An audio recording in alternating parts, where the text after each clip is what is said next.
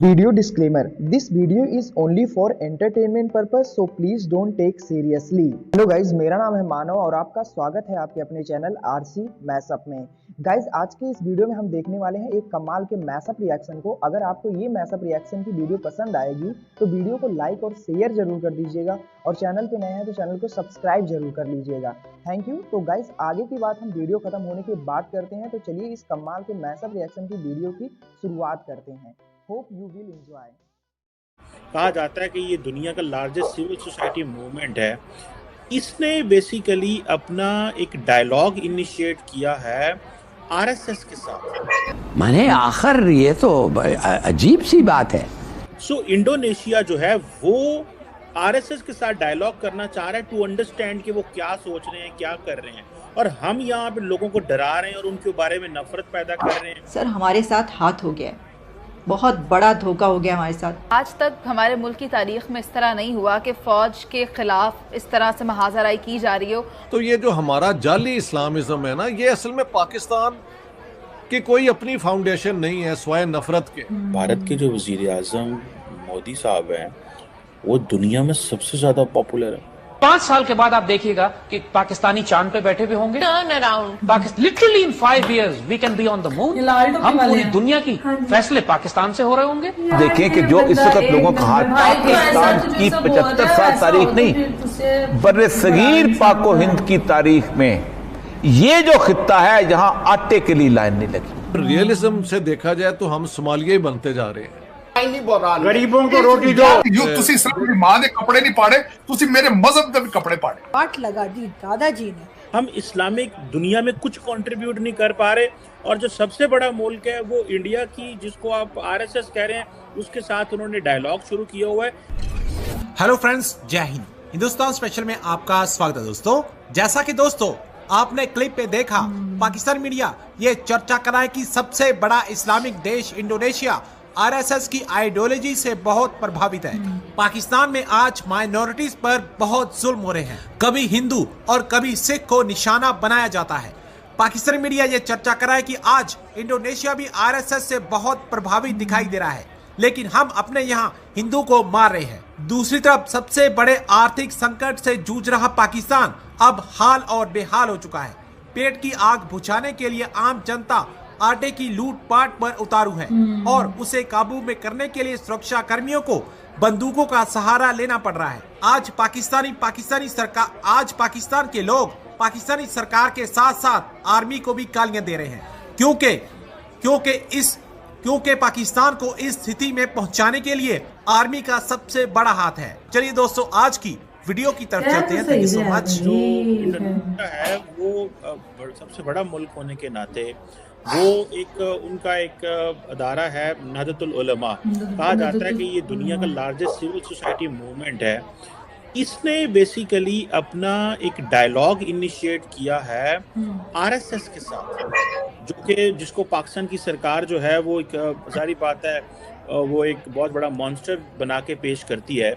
सो Indonesia जो है वो आरएसएस के साथ डायलॉग करना चाह रहा है टू अंडरस्टैंड कि वो क्या सोच रहे हैं, क्या कर रहे हैं, और हम यहाँ पे लोगों को डरा रहे हैं और उनके बारे में नफरत पैदा कर रहे हैं।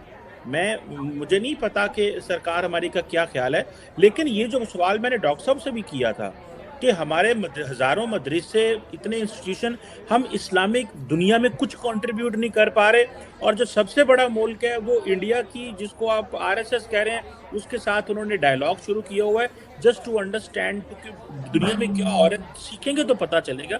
सो इस पे भी जरा काइंडली आप बताइए। डॉक्टर साहब कुछ कहना चाह रहे हैं? पहले आप कह। मैं ये कहना चाह रहा हूँ कि मैं हमेशा कहता हूँ कि the peace in the world will be established when the war of religions is over। समझ गए आप? तो वैसे तो लगता है कि war of religions ख़त्म हो चुकी है, लेकिन नहीं, ज़हनी तौर पे अभी भी इस किस्म की एक वहशत जो है वो पैदा की जा रही है। और ये आपकी खबर सुन के कि इंडोनेशिया की वो ऑर्गेनाइजेशन और आरएसएस का डायलॉग हो रहा है, ये अच्छी बात है।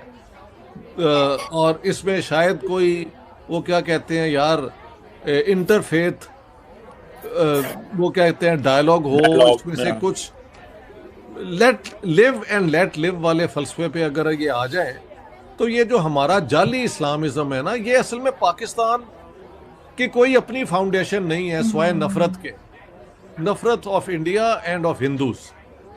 अब वो कैश करा करा के एक्सटर्नली तो हम बैंकरप्ट हो गए हैं, इंटरनली अपने अपने लोगों को अपने सेक्ट की बुनियाद पे और सब सेक्ट की बुनियाद पे एक दूसरे के खिलाफ कर दिए। और माइनॉरिटीज़ के 3 बंदे पिछले 2 दिनों में मारे गए हैं और सब अपनी जगह पे खिदमत कर रहे थे लोगों की। हाँ जी, एक तो बहुत गरीब वो खाकरोब था, पता नहीं उसको क्यों मार दिया, उस बेचारे की क्या गुस्ताखी होगी या क्या होगा। I tell you, Pakistan is morally, वो क्या कहते हैं, एक बैंकरप्ट मुआशरा है और दुनिया की सबसे करप्ट और जालिम जो है रूलिंग क्लास वो पाकिस्तान की है। इंडिया ने बहुत कुछ अचीव कर लिया और अगर वो नेटो की तरफ, मेरे ख्याल नेटो की तरफ वो जाते हुए 10 दफ़ा सोचेंगे। इंडिया की खूबसूरती ये है कि उन्होंने हमेशा अपने नेशनल इंटरेस्ट को मद्देनज़र रख के अपने अलायंसेस बनाए हैं। हमने पाकिस्तान को अपना क्या कहते हैं मार्केट किया है कि हमें ये पैसा दे दो तो हम तुम्हारी ये खिदमत कर देते हैं, आप ये हमें दे दें तो हम आपकी ये सर्विस कर देते हैं। वी आर वो क्या कहते हैं यार, रेंटियर स्टेट, यानी हम अपनी फौज को, अपनी सर्विसेज को रेंट आउट करके तो उसमें से माल लेते हैं। तो इंडिया के साथ हमारा कोई कंपैरिजन नहीं है। India is a genuine state founded after a liberation freedom struggle, जो आखिर आज़ादी हुई लेकिन इंडिया के 2 टुकड़े किए अंग्रेज़ों ने, क्योंकि उनको पता था कि पाकिस्तान की ये करप्ट लीडरशिप, लैंडलॉर्ड क्लास जो है, उसको हम इस्तेमाल कर सकेंगे जब भी हम चाहेंगे। और अफ़गान सो कॉल्ड जिहाद हमारे ज़रिए ही हुआ है ना। अगर हम हिंदुस्तान का एक हिस्सा होते तो क्या एक इंडिया उसमें इन्वॉल्व होता है सो कॉल्ड अफ़गान जिहाद में? No, not at all. हमारी तो अपनी फॉरेन पॉलिसी कोई नहीं है। We are there to sell Pakistan services, that's all.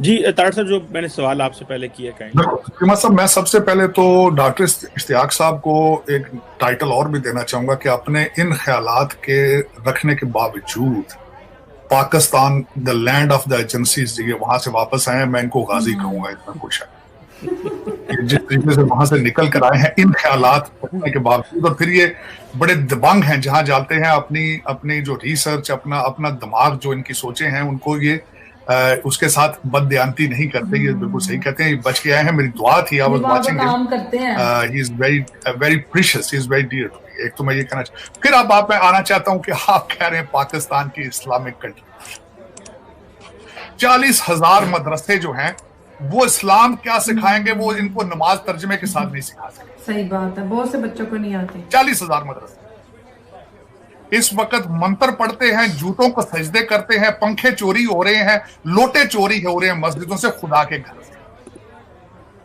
अब मैं बताना चाहता हूँ सबसे बड़ी बात, गलत मिसअंडरस्टैंडिंग के 40,000 मदरसे शायद वहां पे इस्लाम पढ़ा रहे हैं, गलत बात। वो सिर्फ सोल्यूशन है, जिनके ज्यादा बच्चे होते हैं उनको वहां छोड़ आते हैं। वो रोटी, रात को रोटी, कपड़े और सोने की जगह देते हैं बच्चों को, और कुछ भी नहीं।